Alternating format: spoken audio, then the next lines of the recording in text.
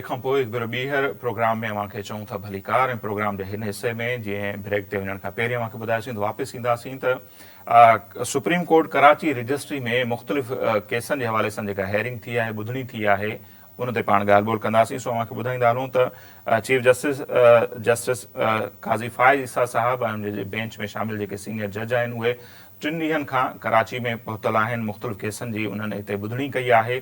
ऐं अॼु जो जेकॾहिं असीं ज़िक्र कयूं त अॼु बि इंतिहाई अहम केसनि जे हवाले सां कराची रजिस्ट्री में ॿुधणी थी, जंहिंमें अव्हांखे ॿुधाईंदा हलूं त नेस्ला टावर वारो जेको केस हो उन जे हवाले सां बि ॿुधणी थी। ऐं अदालत हुकुम ॾिनो आहे त उनजी जेका ज़मीन आहे उहा विकिरो करे जेके मुतासिर आहिनि उन्हनि खे रक़म अदा कई वञे।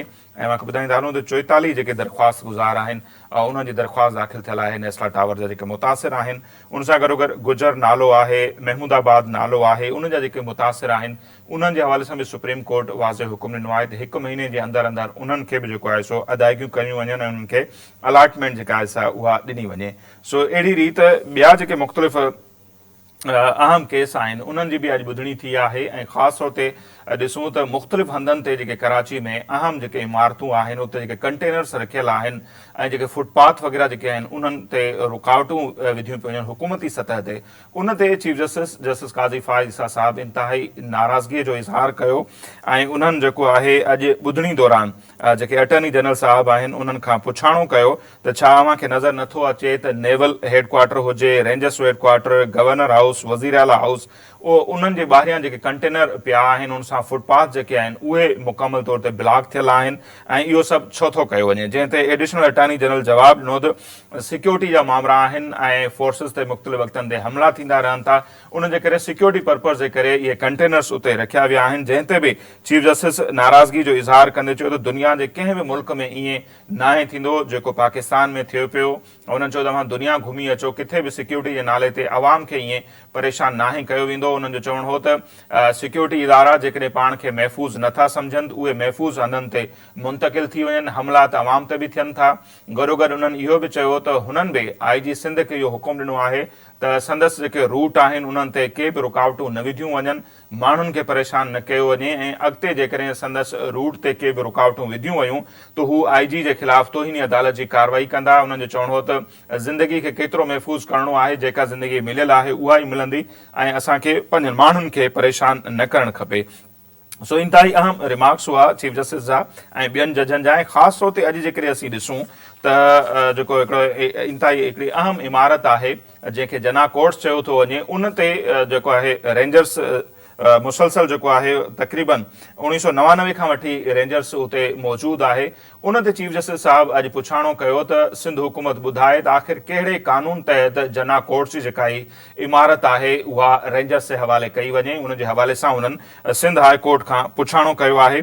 अव्हांखे ॿुधाईंदा हलूं त जना कोर्ट्स जेका ही इमारत आहे असल में हिन इमारत जो जेको नालो आहे उहो लेज़ली मुस्लिम हॉस्टल हो ऐं म्यूनिसिपल कॉर्पोरेशन ही इमारत जेका आहे 1932 में तामीर कराई हुई अवाम जे चंदे सां। ऐं उनजो मक़सदु इहो हो त सिंध जे मुख़्तलिफ़ इलाइक़नि खां जेके शागिर्द कराची में पढ़ाई जे लाइ अचनि था उन्हनि खे हिते हॉस्टल जी सहूलियत फराहम कई वञे। ही लेज़ली हॉस्टल मुस्लिम हॉस्टल जे नाले सां ही इमारत मशहूरु हुई। ऐं उनखां पोइ अव्हांखे ॿुधाईंदा हलूं त 1986 धारे हिन इमारत खे सिंध जे सकाफ़त खाते जे हवाले कयो वियो हो। ऐं उनखां पोइ 1999 में ईअं थियो जो रेंजर्स आरज़ी बुनियादनि ते हिते पंहिंजो हेडक्वार्टर जेको आहे उहो मुंतक़िल कयो। इन खां पहिरियां रेंजर्स पंहिंजो जेको हेडक्वार्टर उहो आहे उहो यूनिवर्सिटी रोड ते जेको आहे शेख ज़ैद इस्लामिक सेंटर जेको आहे उते पंहिंजो हेडक्वार्टर मुंतक़िल करणु चाहियो पिए ऐं उन्हनि उते मुंतक़िल कयो बि हो।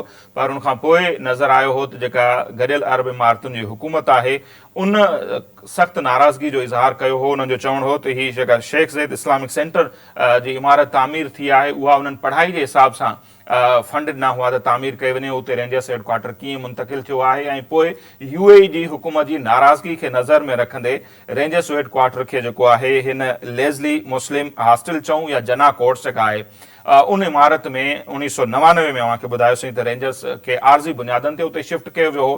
पर मुस्तक़िल ही इमारत जेका आहे उहा रेंजर्स जे हवाले थियल आहे।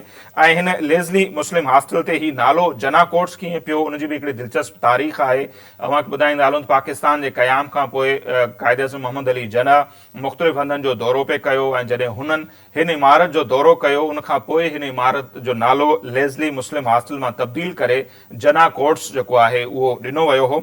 ऐं हिन ते मुख़्तलिफ़ वक़्तनि ते जेके केस आहिनि उहे बि थींदा रहिया आहिनि त हीउ कब्ज़ो रेंजर्स जो जेको हिते इमारत आहे रेंजर्स जो हेडक्वार्टर आहे उनखे हितां मुंतक़िल कयो वञे। सो अॼु ही ॿुधणी थी आहे ऐं सिंध हुकूमत खां पुछाणो बि थियो आहे। सो ॾिसणो आहे त सिंध हुकूमत उन ते कहिड़ो जवाबु दाख़िल करे थी। अव्हांखे इहो बि ॿुधाईंदा हलूं त जना कोट्स खे 1994 में सिंध जे सकाफ़त खाते जेको आहे कल्चरल हेरिटेज जी इमारत आहे उहो बि करार ॾिनो हो, पर स्टिल ही रेंजर्स जे हवाले थियल आहे। अहिड़ी रीति ॿिया बि खोड़ अहिड़ा अहम हंध आहिनि, अहम इमारतूं आहिनि, हॉस्टल आहिनि जंहिंजे हवाले सां मुख़्तलिफ़ वक़्तनि ते अहिड़े क़िस्म जूं ख़बरूं ईंदियूं रहनि थियूं जो उहे मुख़्तलिफ़ इदारनि जे हवाले थियल आहिनि जंहिंजे करे उन्हनि जा जेके केस आहिनि उहे बि रोलड़े जो शिकार आहिनि। सो हाणे ॾिसूं था त सिंध हुकूमत जो कहिड़ो मौक़िफ़ साम्हूं अचे थो। अॻूणो जेको सकाफ़त वारो वज़ीर हो सैयद सरदार अली शाह उनखां मुख़्तलिफ़ वक़्तनि ते जॾहिं हिंदू जिमखाना या जना कोट्स ऐं ॿियनि इमारतुनि जे हवाले सां सवाल थींदा हुआ त हू बि मुख़्तलिफ़ जवाब ॾींदा हुआ ऐं जना कोट्स जे हवाले सां उन्हनि जो मौक़िफ़ हो त ही गवर्नर सिंध खे इन मामले खे ॾिसणो आहे।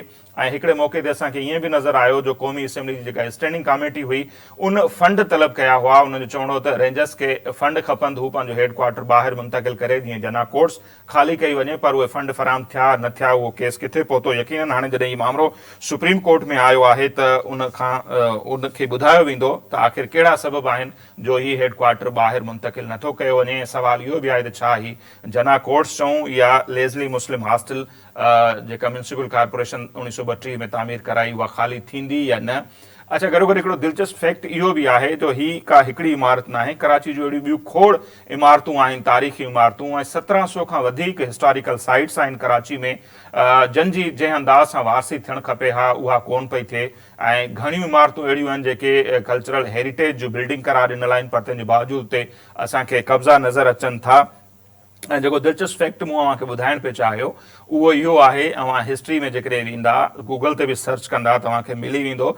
दिलचस्प जेका ॻाल्हि इहा आहे अॼु सुप्रीम कोर्ट मुख़्तलिफ़ हंधनि ते हद दख़लियूं या जेके कब्ज़ा थियल आहिनि उन ते नाराज़गी जो इज़हार कयो आहे ऐं उहे कब्ज़ा ख़तमु कराइण जे लाइ कोशिशूं वठे पई जेको साराह जोॻो अमल आहे। गॾोगॾु अव्हांखे इहो बि ॿुधाईंदा हलूं त कराची में जेका सुप्रीम कोर्ट कराची रजिस्ट्री आहे हींअर जेका ही बिल्डिंग आहे arts council of Pakistan Karachi जे पासे में, इहा जेका सुप्रीम कोर्ट कराची रजिस्ट्री जी इमारत आहे कंहिं ज़माने में इहा जेका आहे उहा म्यूज़ियम हुई ऐं इहा जेका म्यूज़ियम जी इमारत आहे ऐं उन ते जेको आहे सो हींअर सुप्रीम कोर्ट कराची रजिस्ट्री जी जेका इमारत आहे उहा क़ाइमु थियल आहे। ऐं हिकिड़े वक़्त ते सकाफ़त वारे वज़ीर सुप्रीम कोर्ट खे इहो बि लिखियो हो त जेकॾहिं सुप्रीम कोर्ट हितां रजिस्ट्री खे शिफ्ट कयो वञे त हू उनखे ॿीहर म्यूज़ियम जो जेको आहे उहो दर्जो ॾियणु चाहिनि था। सो सुप्रीम कोर्ट कराची रजिस्ट्री जी पंहिंजी जेका इमारत आहे उन जे हवाले सां बि इहे ख़बरूं हलनि थियूं पियूं त माज़ी में इहा म्यूज़ियम रही आहे ऐं हुकूमतुनि में दिलचस्पी ॾेखारी हुई त हितां जेकॾहिं कोर्ट ॿिए हंधि शिफ्ट थिए त हुनखे हू ॿीहर जेको आहे म्यूज़ियम जो दर्जो ॾींदा। सो ॾिसूं था त हाणे छा न रुगो जना कोट्स पर जेका कराची सुप्रीम कोर्ट रजिस्ट्री आहे छा उहे ऐं ॿियूं अहिड़ियूं खोड़ जेके इमारतूं आहिनि जिन ते मुख़्तलिफ़ इदारनि जा चऊं कब्ज़ा चऊं या उहे उते उन्हनि जा हेडक्वार्टर क़ाइमु थियल आहिनि, ऑफिसूं क़ाइमु थियल आहिनि, छा उहे शिफ्ट थींदा या न, इहो हिकिड़ो वॾो सुवालु आहे। जेकॾहिं इहे सभु इमारतूं ख़ाली थियनि थियूं ऐं उन्हनि खे असल हालत में बहाल कयो थो वञे, कंहिंखे म्यूज़ियम जो दर्जो ॾिनो थो वञे, हिंदू जिमखाना अव्हां जे साम्हूं आहे जिते हाणे नापा जो इदारो जेको आहे उहो क़ाइमु थियल आहे। मुख़्तलिफ़ वक़्तनि ते हीउ केस बि सुप्रीम कोर्ट ताईं बि वियो, हाई कोर्ट ताईं बि वियो। ससी पली जो जॾहिं कल्चर वारी वज़ीर हुई उन काफ़ी स्टेप वरिता हुआ त इन खे ख़ाली करे वापसि हिंदू जिमखाना तौरु बहाल कयो वञे। उहो कब्ज़ो जेको आहे स्टिल जेको आहे बरक़रार आहे। ऐं ईअं फैज़ रहमान आर्ट गैलरी जेका आहे उहा सालनि खां वठी ईअं बंदि पियल आहे। सो अहिड़ियूं खोड़ इमारतूं आहिनि जेकॾहिं हुकूमत चाहे ऐं उन्हनि जा इहे कब्ज़ा ख़तमु कराए उन्हनि खे असल हालत में पुराणी हालत में बहाल कयो वञे त इंतिहाई हिकिड़ो ज़बरदस्त अमल हूंदो। सो ईंदड़ ॾींहनि में जीअं पाण खे वक़्तु मिलियो त पाण इन्हनि मामलनि ते वधीक तफ़सीली तौर ते ॻाल्हि ॿोल कंदासीं। असांजी कोशिशि रही त ही जेका अॼु हियरिंग थी आहे हद दख़िलनि जे हवाले सां, ख़ासि तौर ते जना कोर्ट्स जे हवाले सां, नेस्ला टावर ऐं ॿियनि जे हवाले सां, सो सीनियर जेके कानूनदान आहिनि असांजी उन्हनि सां ॻाल्हि ॿोल थी सघे, पर उन्हनि सां असांजो राब्तो न पियो थी सघे।